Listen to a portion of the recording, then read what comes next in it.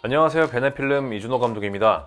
여러분, DJI에서 5개월 전에 출시된 오즈모 포켓3 한 번쯤 들어보셨을 텐데요. 작은 크기의 미러리스급 화질까지 갖춰서 굉장히 좋은 평가를 받았죠. 그래서 유튜브와 인스타그램 같은 SNS를 하시는 분들이 꽤 많이 구입하신 거로 알고 있어요. 그런데 이걸 사놓고 제대로 사용하지 못하시는 분들이 주변에 꽤 많더라고요.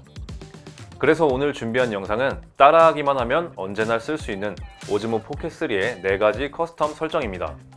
커스텀 설정이라는 것은 카메라의 세팅을 미리 저장해 놓고 상황에 맞춰 쉽고 빠르게 세팅 값을 불러오는 기능인데요. 이 세팅 값을 알려드리기에 앞서 ISO에 대한 이야기부터 해드릴게요. 이건 꼭 아셔야 하는 내용이니까 넘기지 말고 봐주세요. ISO는 쉽게 설명드리면 카메라가 빛을 얼마나 더 민감하게 받아들일 것인지 설정하는 값이라고 할 수 있겠는데요. 예를 들어 밝기가 변하지 않는 어떤 장소에서 ISO 값을 높이면 실제로 그 장소의 밝기는 그대로이지만 카메라에서 받아들이는 빛을 더 민감하게 받아들이면서 영상은 더 밝게 촬영할 수 있는 것이죠. 그래서 셔터 스피드 확보가 어렵거나 조리개를 더 개방할 수 없는 경우 ISO 값을 올려 노출을 확보할 때 사용합니다. 지금 저를 촬영하고 있는 카메라의 ISO는 640인데요. 이 ISO 값을 조금씩 올려볼게요. 800, 1000, 1250, 1600, 2000, 2500, 3200, 4000, 5000, 6400, 8000, 10,000, 12800, 16000, 20000, 25600. 보시는 것처럼 화면이 점점 밝아지죠? 밝아진 만큼 셔터 스피드를 높여서 다시 노출을 맞춰볼게요. 셔터 스피드를 60분의 1초에서 1600분의 1초로 올려서 노출을 맞췄습니다. 그런데 이렇게 ISO가 높아지면 지금 보시는 것처럼 영상에 노이즈가 발생하면서 화질이 조금 안 좋아지게 됩니다. 그럼 이제 오즈모 포켓3의 ISO 값을 높였을 때 화질에 얼마나 차이가 있는지 확인을 해보고 어느 정도 범위까지 화질에 큰 손상이 없이 영상을 사용할 수 있는지 확인해 보도록 할게요. 지금은 ISO 100입니다. 지금은 ISO 100입니다. 지금은 ISO 200입니다. 지금은 ISO 200입니다. 지금은 ISO 400입니다. 지금은 ISO 400입니다. 지금은 ISO 800입니다. 지금은 ISO 800입니다. 지금은 ISO 1600입니다. 지금은 ISO 1600입니다. 지금은 ISO 3200입니다. 지금은 ISO 3200입니다. 지금은 ISO 6400입니다. 지금은 ISO 6400입니다. 여기까지 ISO 값에 따른 노이즈를 비교해봤는데요. 지금 보신 영상은 일반 모드에서 비교를 한 거고요. 이번에는 저조도 모드에서 ISO 값에 따른 노이즈를 다시 확인해 볼게요. 지금은 ISO 100입니다. 지금은 ISO 100입니다. 지금은 ISO 200입니다. 지금은 ISO 200입니다. 지금은 ISO 400입니다. 지금은 ISO 400입니다. 지금은 ISO 800입니다. 지금은 ISO 800입니다. 지금은 ISO 1600입니다. 지금은 ISO 1600입니다. 지금은 ISO 3200입니다. 지금은 ISO 3200입니다. 지금은 ISO 6400입니다. 지금은 ISO 6400입니다. 저조도 ISO 12800입니다. 저조도 ISO 12800입니다. 자, 오즈모 포켓3의 ISO 값에 따른 노이즈를 확인해 봤는데요. 여러분이 보시기에 어느 정도까지 화질이 괜찮으셨나요?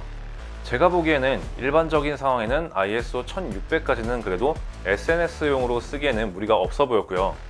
만약 이것보다 더 ISO로 올려야 하는 어두운 상황이라면 저조도 모드를 사용해야 그나마 화질 저하가 덜하고 선예도가 조금 더 좋은 영상을 담을 수 있는 것으로 보였습니다. 이제 ISO 값을 1600까지 사용해도 크게 문제가 없다는 것을 확인했으니 오늘 영상의 포인트인 커스텀 설정을 시작해 볼게요.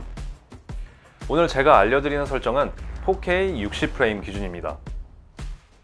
첫 번째 설정, ND 필터가 없고 실외와 실내를 오가며 노출에 크게 신경 쓰지 않고 정말 편하게 촬영하실 분들에게 추천드리는 완전 자동 모드입니다. 노출을 터치하고 들어가면 오토 설정이 있죠. 거기서 오른쪽에 보이는 ISO 값을 50에서 1600으로 맞춰주세요. 그리고 화이트 밸런스도 역시 오토 화이트 밸런스로 설정해주세요. 그리고 위에서 아래로 끌어내려 커스텀 설정 C1에 저장을 하면 첫 번째 설정이 끝입니다. 두 번째 설정, 실외와 실내를 오가며 자연스러운 모션 블러를 원하지만 그 외에 다른 설정을 조작하기 귀찮으신 분들에게 추천드리는 반자동 모드입니다. 이 설정은 가변 ND 필터를 꼭 사용하셔야 해요. 노출에 들어가서 매뉴얼 모드를 누르고 셔터 스피드를 120분의 1로 선택해 주시고 ISO는 50에서 1600으로 맞춰주세요. 그리고 화이트 밸런스는 오토로 맞춰주시고요. 커스텀 설정 C2에 저장해 주시면 됩니다. 이 두 번째 설정은 녹화를 하기 전에 야외에서 가변 ND 필터를 사용해 노출을 맞춘 후에 사용하시기를 추천드립니다. 세 번째 설정, 완벽한 화질과 모션 블러를 잡으며 눈에 보이는 그대로 촬영하고 싶은 분들께 추천드립니다. 이 설정 역시 가변 ND 필터가 필수예요. 반자동 모드와 마찬가지로 셔터 스피드를 120분의 1로 선택해주세요. 그리고 ISO는 50에서 400으로 선택해주시고 화이트 밸런스는 5500K로 맞춰주세요. 이 설정으로 촬영할 때 노출은 ND 필터로 맞추셔야 합니다.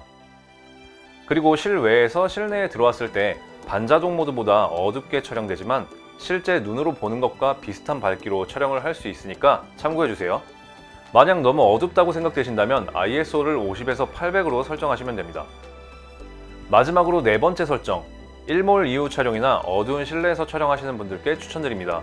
저조도 모드를 선택하시고 노출에 들어가서 셔터 스피드는 60분의 1을 선택하시고 ISO는 50에서 12800으로 선택해주세요.